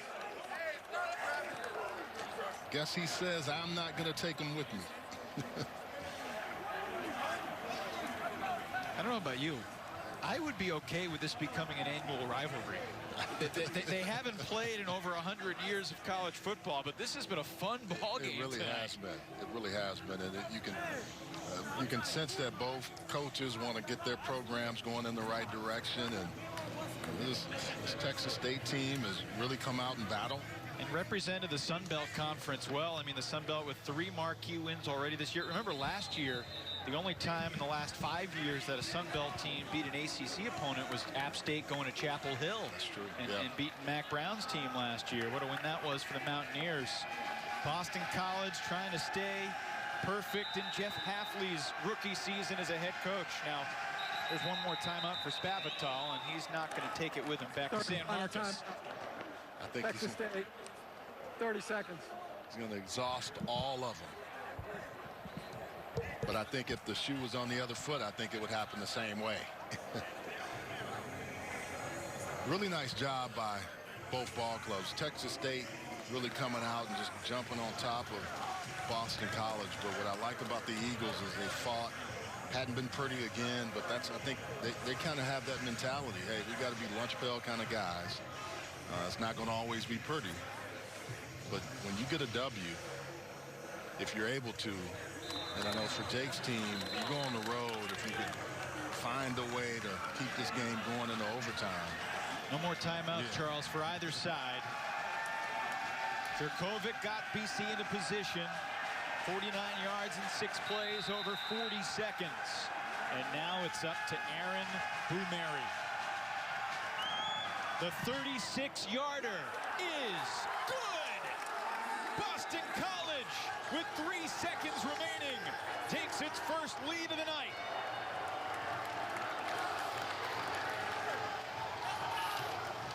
Huge play by Boumeri, finishing the game, but also finding a way, not really, kicking the field goal to potentially end the game.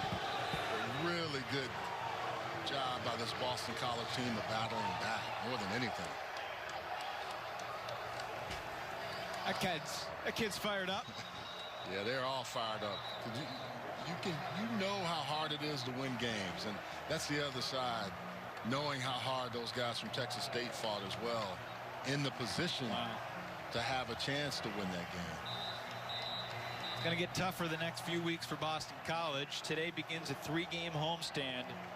North Carolina and Pittsburgh the next 2 weeks. Pittsburgh had an impressive win today against a ranked Louisville team. But BC has come back from 14 down tonight, and Boumeri's kick from 36 with 3 seconds left puts the Eagles in front. And now just simple execution on the kickoff. Remember, Jeremiah Haydel is electric. Will he bring it out? Yes, from 3 yards deep. Haydel, barring a penalty, the final play of the game, and Boston College has won it. 24-21, the Eagles are 2-0. Huge play at the